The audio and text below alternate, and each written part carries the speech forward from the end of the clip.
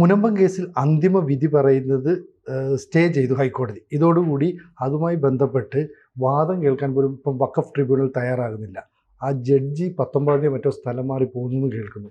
അപ്പോൾ വഖഫ് ഇതിൻ്റെ പേരിൽ ഈ മുനമ്പം പ്രശ്നം അനന്തമായി നീളുന്നു എന്നാണ് മനസ്സിലാവേണ്ടത്. ഈ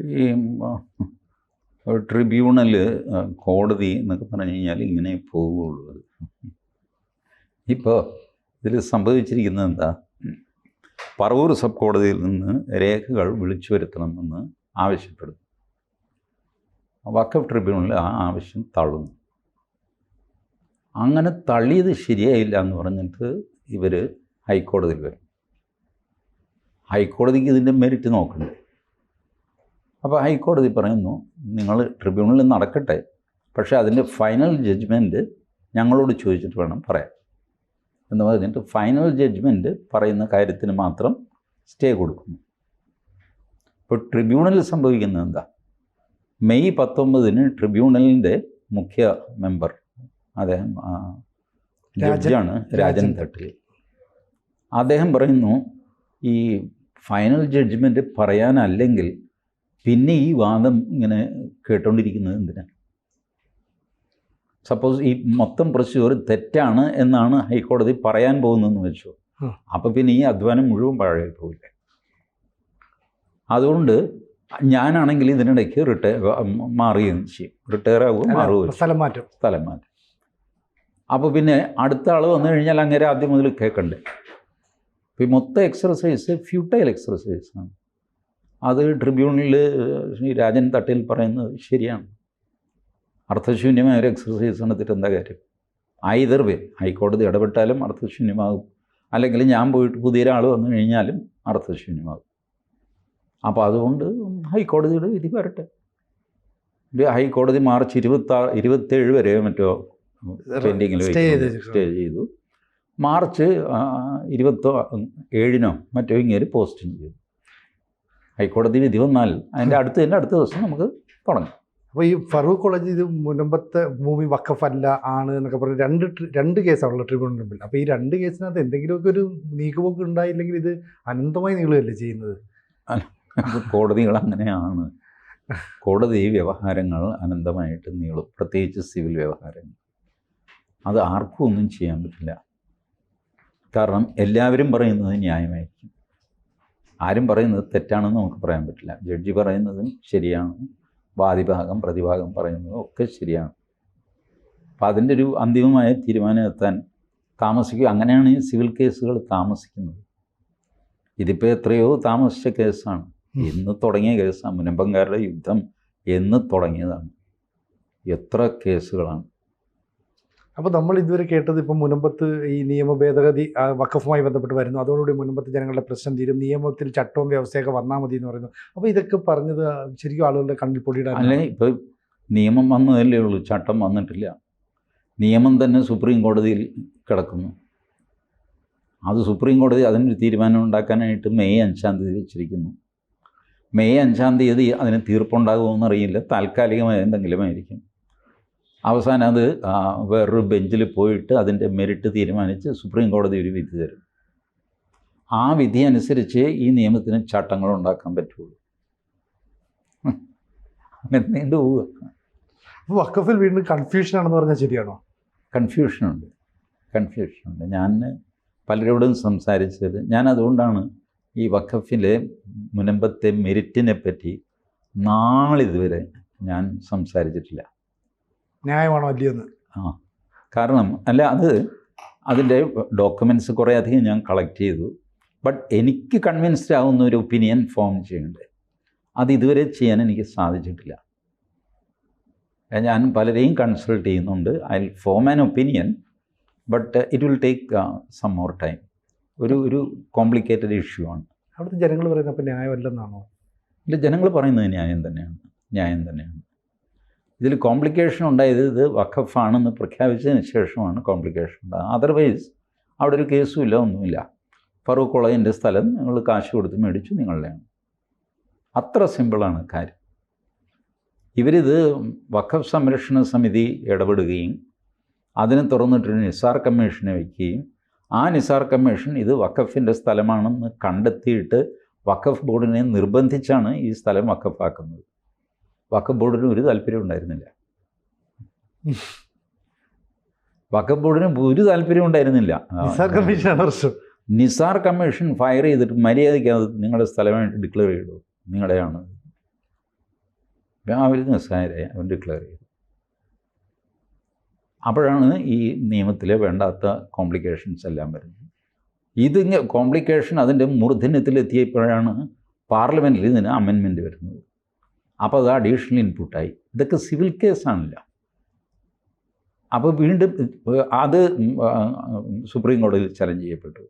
ഇനി സുപ്രീം കോടതി ആ അമെൻമെൻറ്റ് പരിശോധിച്ച് പാസ്സാക്കി വരുമ്പോഴത്തേക്ക് ഏത് നേരം അത് പാസ്സായി കഴിഞ്ഞാൽ ചട്ടം ഉണ്ടാക്കാൻ പറ്റുള്ളൂ. താമസിക്കും. ബട്ട് മുനമ്പത്ത് നിന്ന് ആരെയും കുടിയിറക്കാനോ പിടിക്കാനോ ഒന്നും പോകുന്നില്ല. അതൊന്നും നടക്കുന്ന കാര്യമല്ല. കൈവശാവകാശം അവർക്ക് തന്നെയാണ്. അവരവിടെ താമസിക്കും ഒക്കെ ചെയ്യും. പക്ഷേ ഈ പറഞ്ഞ റവന്യൂ റൈറ്റ്സ് കിട്ടണ്ടേ? സ്വതന്ത്രമായ ക്രയവിക്രയ സ്വാതന്ത്ര്യത്തോടുകൂടി ഭൂമി നമുക്ക് കിട്ടുമ്പോഴാണ് അത് നമ്മുടെ ഭൂമിയാകുന്നത്. അല്ലാതെ വെറുതെ എനിക്ക് സിനിജിയുടെ ഒരു ഭൂമിയിൽ കയറി താമസിക്കാം. ആ സിനിജി കയറിയ പാവം അവിടെ താമസിച്ചിട്ട് ഇറക്കിയൊന്നും ഇടണ്ട, അവിടെ കിടന്നോട്ടെ എന്ന് പറഞ്ഞാൽ എനിക്ക് സന്തോഷം.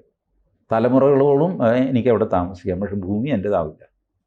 അപ്പോൾ മുസ്ലിം ലീഗ് കോഴിക്കോട്ട് ഒരു വലിയ മഹാറാലിയൊക്കെ നടത്തി. അതായത് മുസ്ലിങ്ങളുടെ അവകാശത്തിലേക്ക്, അവരുടെ സമുദായത്തിൻ്റെ അധികാരത്തിലേക്ക് ആരോ കടന്നുകയറ്റം നടത്തി. അപ്പോൾ മുസ്ലിം ലീഗ് ഉൾപ്പെടെയുള്ള സംഘടനകളെല്ലാം ആണോ ഈ പ്രശ്നം ഉണ്ടാക്കുന്നത്? അല്ല, ഇപ്പം അത് വേറെ പ്രശ്നമാണ്. ഈ വഖഫ് നിയമ ഭേദഗതി ഈ മോങ്ങാനിരുന്ന നായുടെ തലേ തേങ്ങ എന്ന് പറഞ്ഞ പോലെയാണ് വഖഫ് ഭേദഗതി. ഇതെന്താണെന്ന് ആർക്കും കൃത്യമായിട്ട് അറിവൊന്നുമില്ല. അപ്പോൾ അത് വെച്ചിട്ട് മുസ്ലിങ്ങളുടെ പള്ളി, അവരുടെ ശ്മശാനം, ഇതൊക്കെ മോദി സർക്കാർ എടുത്തുകൊണ്ട് പോകുമെന്ന് പറഞ്ഞുകൊണ്ട് ഒരു പ്രചരണം. അതിനെതിരെ വലിയ റാലി. അങ്ങനെ ഒരു സാധനമില്ല, ഒരു ചുക്കുമില്ല ഈ അമെൻമെൻറ്റിൽ. ഇവരുടെ പള്ളി അടിച്ചുകൊണ്ട് പോകാനോ ശ്മശാനം കൊണ്ടുപോകാനോ, ഇത് കൊണ്ടുപോയിട്ട് സർക്കാരിൽ എന്തുകൊണ്ട് എവിടെ തലച്ചുമടായിട്ട് കൊണ്ടുപോകാൻ പോകുന്നത്? ഒന്നുമില്ല. കേരളത്തിൽ തന്നെ വഖഫിന് കീഴിൽ എത്ര പള്ളിയുണ്ട് എനിക്കറിയില്ല. മഹല്ല് കമ്മിറ്റിയുടെ വകയാണ് പള്ളികളൊക്കെ, അല്ല വഖഫൊന്നുമല്ല. വഖഫിന് എന്താ അവകാശം പള്ളിയിൽ? എനിക്ക് മനസ്സിലായിട്ടില്ല. ഇനി വഖഫിൻ്റെ കീഴിൽ വല്ല പള്ളിയുണ്ടെങ്കിൽ എന്നോട് പറഞ്ഞു. വല്ല ഡിസ്പ്യൂട്ടോ സംഗതിയൊക്കെ വന്നു കഴിയുമ്പോൾ ചിലപ്പോൾ വഖഫിൻ്റെ അവർക്ക് റെഫർ ചെയ്യുകയോ അങ്ങനെ എന്തുകൊണ്ട്. അതർവൈസ് പള്ളി അതിൻ്റെ ചുറ്റുവട്ടത്തുള്ള മുസ്ലിങ്ങളിലെയാണ് അവരുടെ പള്ളി. മഹല്ല് കമ്മിറ്റി എന്ന് പറയും. അവരാണ് പള്ളിയുടെ എല്ലാ കാര്യവും നോക്കുന്നത്. മാത്രമല്ല, ഇതിനും മാത്രം നോക്കാനെന്താ പള്ളിയിൽ? പള്ളിയിൽ നിസ്കാര സമയത്ത് ആൾ വരും, അത് കഴിഞ്ഞാൽ പള്ളി വെറുതെ ഒഴിഞ്ഞു കിടക്കുകയാണ്. വേറെ ഒന്നും ചെയ്യാനില്ല അവിടെ. വല്ലപ്പോഴും വല്ല മെയിൻ്റനൻസും എന്തെങ്കിലും ഉണ്ടെന്ന് നോക്കണം.